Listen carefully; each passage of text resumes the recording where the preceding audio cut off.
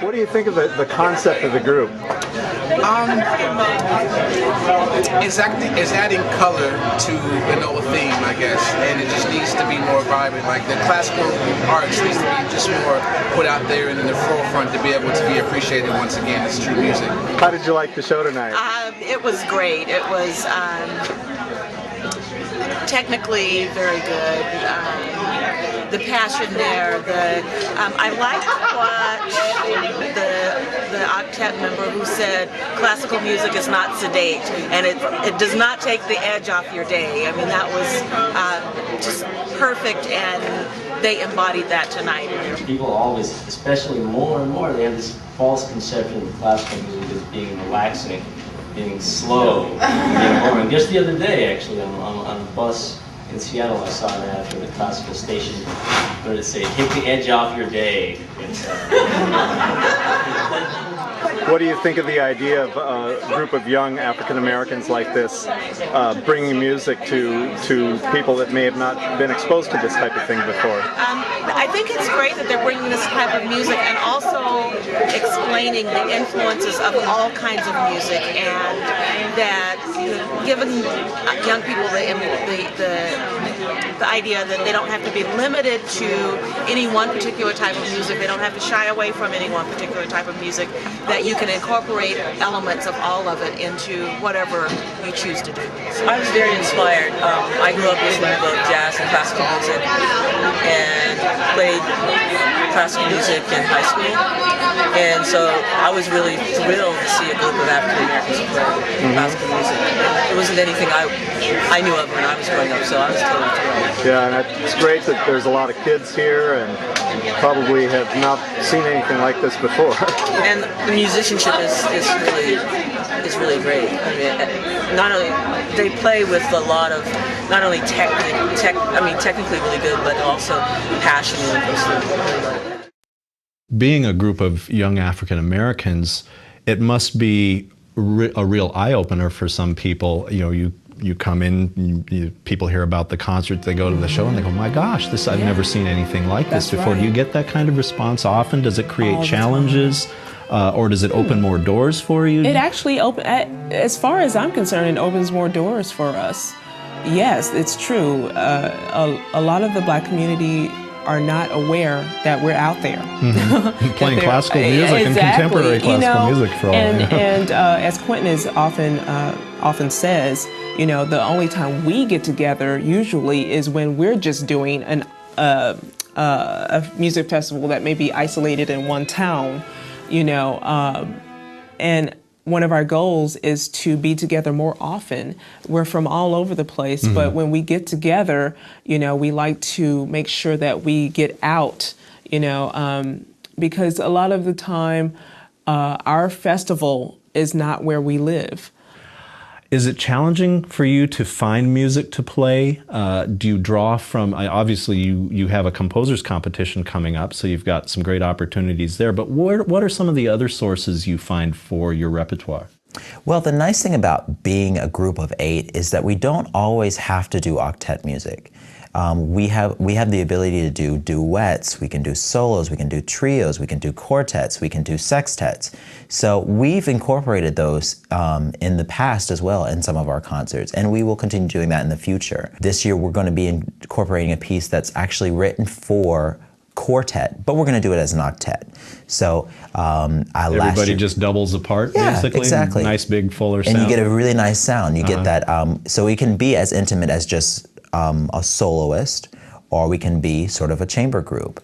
Last year I did a piece for 2 violins. So even though there isn't a large amount and we're requesting more music through things like our composer competition, we still have the range of all sorts of chamber music to pull from as well.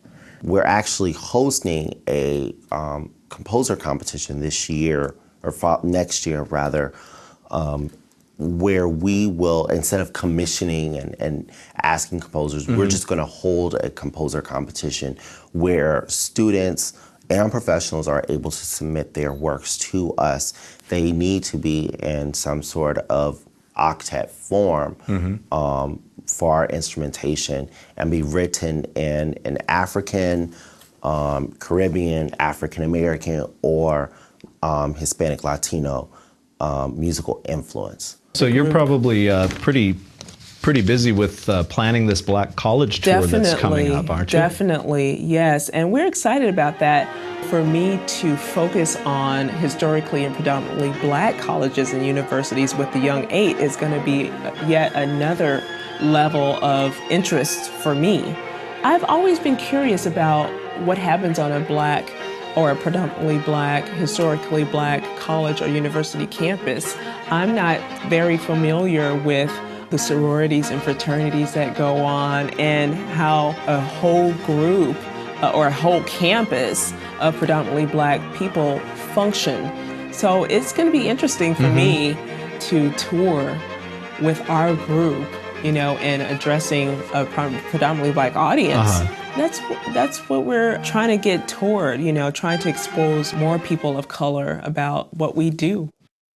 I read about an interactive rehearsal that you had with Peter Salaf. Yeah, Peter Salaf of the Salaf, Cleveland Quartet. He teaches at my the school I did my undergraduate at, and we have what's called Internet 2, and what that consists of is if you have two people in different cities, you can kind of have a video conference with only, I think it's about a 3-second delay or something like that. And so it's hard to play with him when he's playing, to kind of, for him to join the group. So it isn't then 100% real time, but it's close enough where you really get to interact well? Yeah, it's very close. And, you know, they have video cameras set up and it's over online. I think a lot of special equipment is needed, but CIM is big into it. I know my teacher there does a lot of coachings with New World in Florida from Cleveland. And that's the Cleveland Institute of Music? Yeah. And I mean, it's enormously helpful. It saves us a lot of money just flying people in to give us coachings in person, but it also opens up a lot of our options because a lot of people during the summer are very busy doing their own summer festivals and running various camps and playing concerts. And so I think it would have been nearly impossible to get Mr. Salaf down there with his busy schedule. And so it was just a great opportunity to save just a lot of money, and it opened up that great opportunity to work with him, and he was very, very helpful. In Brahms's music, there's also a sense of how would you say, compare Brahms's music to Ravel, for example? What is there that gives a difference? So much, texture. Yeah. Texture. So there's kind of a pull in the way you're expansive and a nice pull of sound. Right. Let's play that first phrase now, and Richard, Chris, really sing Tahirah's part as you're playing that. And also Ryan, really sing her line. Let's play that first phrase up to bar 9. And everybody's singing.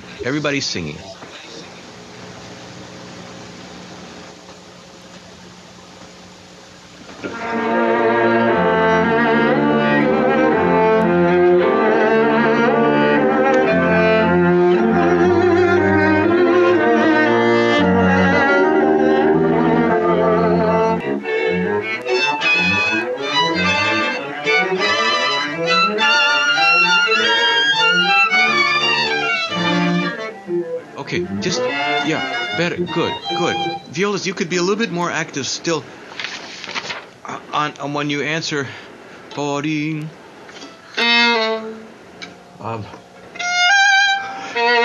Maybe more left hand, you know, and then I would suggest that kind of a stroke at that point. Or if you want to hook it, just articulate a little bit on that. How about the second part of this variation going on? Now, the next variation is going beautifully. I'd love to feel more from the eighth notes playing up to the melody. A little lusher on the eighth notes playing up into the melody. I know you want to cover, you're being very sensitive, but I think you're down. I don't think you'll be too much. I don't think. Let's try. Second time of the variation, preceding variation. But the feeling is great in all of this. It's wonderful. Now, speaking of things you like to do, you're also a music producer. Tell me a little bit about your, I don't know if you want to call it an alter ego, but tell me a little bit about Adidam. Well, it stands for All Day I Dream About Music, which is something a friend gave me, a name a friend gave me a couple of years ago, just because I seem to be doing all kinds of different types of music. You know, I love hip hop, I love Latin music, I love soul music, gospel, you know, so many different kinds, classical. And so I was always involved deeply in these different types of music.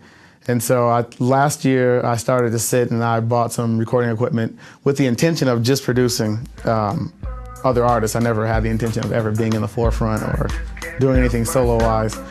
And I just started to write some songs, and you know, I tried out the material and I said, you know, I'll record it for myself first, and then if it's really bad, I can just always delete it and no one will ever know. And so I made a couple recordings and sent them out to some friends that I really trusted their ears.